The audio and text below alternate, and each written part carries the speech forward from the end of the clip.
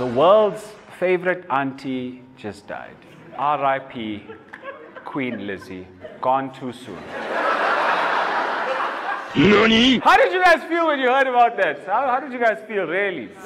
You celebrated, sir? You? How did it affect your life, personally? That's what I want to know. Did the price of petrol go down after she died? The lights come back? Nothing happened, but you were celebrating. You know, South Africans will look for any reason to celebrate. Now, I asked this question early on in the week. I had a show, and I asked this question. And it turned out there were two very different people from two very different Commonwealth countries that were both happy for two very different reasons. The first lady, she shouted out, "Oh, I was so happy. When we heard the Queen died, we got a public holiday."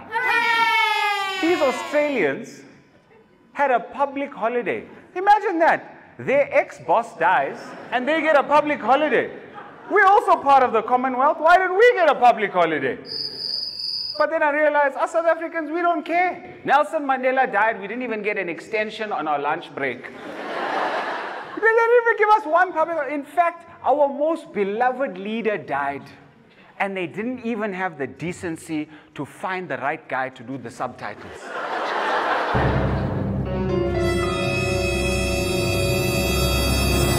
Like I was standing next to Barack Obama. Our greatest leader has left us.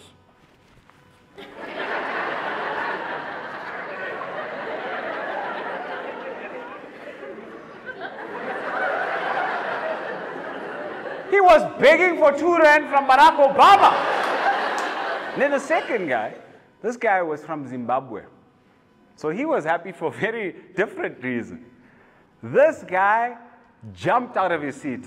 I was jumping for joy. I was elated. Finally, freedom.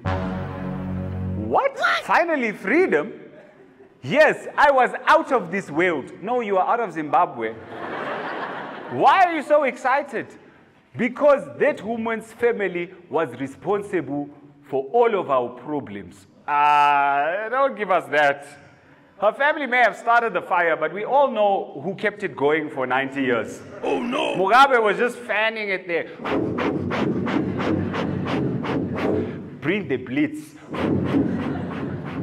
And then he took it one step too far. This guy shouted out, "I don't care. I want to pee on her grave." What? Pee on her grave?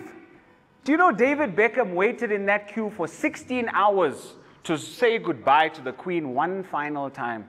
And I can just imagine that guy standing behind her with a 2-liter Oros. Oh, I cannot wait. All right, mate, you're getting a bit close here. I can feel your bottle sticking into me back. Hey, that is not my bottle. I'm just excited to see you.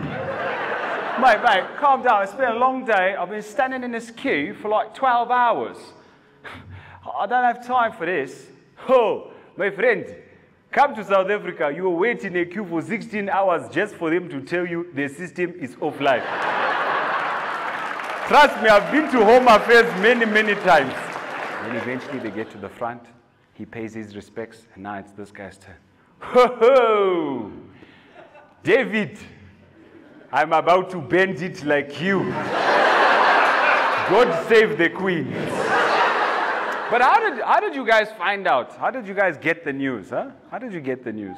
You see, it's very different the way I found out. I mean, I know a lot of people were shocked. Some people probably expected it. But for me, when I found out, I was just, I was in utter fear, consumed by fear. The reason being, my domestic worker's name is Queen. So when I got a message from my wife saying, Queen is gone, I was like, oh no, where has she gone? She can't leave us. She knows too much. And then I started thinking the same thing every man in here would think if their domestic were to ever leave them. There are certain stains that the world can never know about. You know what I'm talking about, sir. It's been a hard day at the office. You've been sweating in places you never expected you could sweat. Now the inside of your pants looks like a crime scene. In fact, in my household, I've named my skid marks Princess Diana, because the only one who knows how to get rid of them is Queen. Suhayl Essa here. Follow me on social media and visit my website for show tickets.